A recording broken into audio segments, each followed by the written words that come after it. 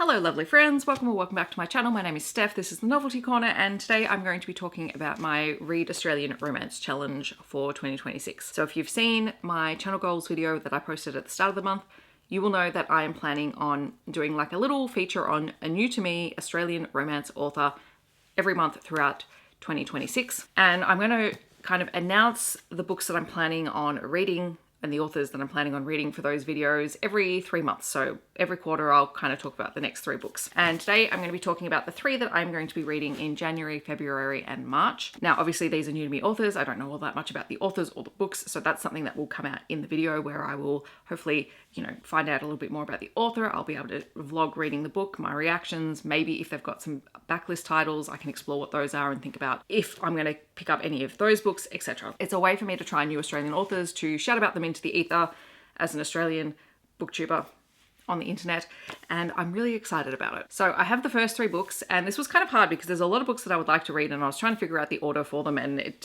was hard. But the first one, I knew which one was going to be the first book that I read for January because I'm hopefully meeting the author at a book event at the end of January, so I want to read their book before I meet them, mostly so I can hopefully go up and gush about the book. That's, fingers crossed. And that book is Beautiful Chaos by Myles. This is a queer romance. This is a beautiful edition that they do the book edges for. It's gorgeous. And I'm really looking forward to reading it. I will read you the blurbs for these books because, as I said, I don't know all that much about them.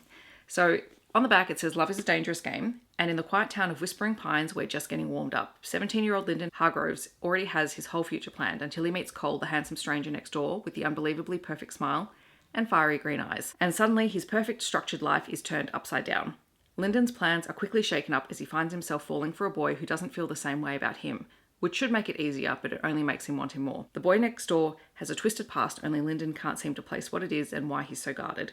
Lyndon has to make a choice between love and loyalty, but what do you have to gain when your only options leave you heartbroken?" So I'm really excited to give this one a shot. Then in February, I'm planning on reading In Spite of You by Patrick Lenton. This is one that keeps popping up on my Instagram feed all the time, so I'm really, really intrigued by it. This is such a striking cover. I love the green and the pink. So on the back it says, "A gloriously spiky modern rom-com that will have you falling head over heels in love and spite. When Jeremy is invited to a 10-year reunion of his prestigious writing program, his life is a horrible mess. He's a pop culture journalist with no money, he's permanently single, and he now has to face his cheating ex-boyfriend, the reunion's guest of honor. Like any well-adjusted individual, Jeremy develops a revenge plan, fix his life by becoming super hot and successful, and, most importantly, find a handsome and successful boyfriend to bring to the reunion. Enter Sam, irritatingly perfect, disgustingly hot, and generous to a fault, who agrees to help with Jeremy's scheme. When Sam suggests they start fake dating each other, the simmering tension between them threatens to boil over. Now Jeremy must choose between nursing his grudges and giving himself another chance at love." Now, Jodie McAllister has talked about this quite a bit, and I trust her romance recommendations implicitly, so I'm really, really excited. Also, it's not super long, so this is February's pick. And then in March, I am planning on reading What Did I Miss by Holly Brunnbauer, which is, again, another book that has been popping up all over my feed in the last month. So the blurb says, "Michaela has many regrets. A Chico roll impulse buy, not visiting the Big Pineapple, and marrying her high school dud. Now, newly divorced, determined to hold on to her independence and facing the Big 3-0, Michaela makes a list of all the things she missed out on while her friends were single and running amok in their 20s. But when her one-night stand turns up again and a revenge plot on her ex spirals out of control, she has to decide if some things are worth missing, and if Michaela can't sort herself out before her birthday, she might face the biggest regret of her life. A fresh and feisty romantic comedy about what happens when you meet someone special before truly knowing yourself." You might be going, "Steph, you have a couple of romantic comedies on there and you don't typically do well with those." No, I don't. I typically don't.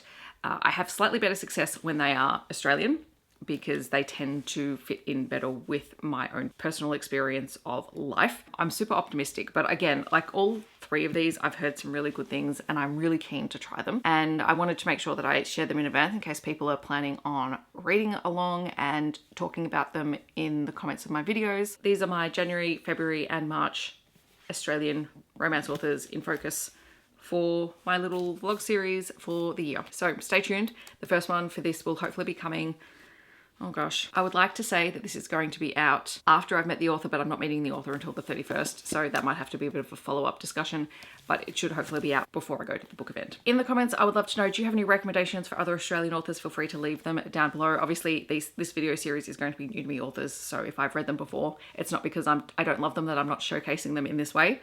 I'm probably already going to be reading them. If you just want to let me know that you're here but you don't want to leave a comment, feel free to leave a sun emoji. Otherwise, I hope that wherever you are in the world, you're staying safe and healthy, and I will see you in my next video. Thanks so much for watching. Bye, everyone.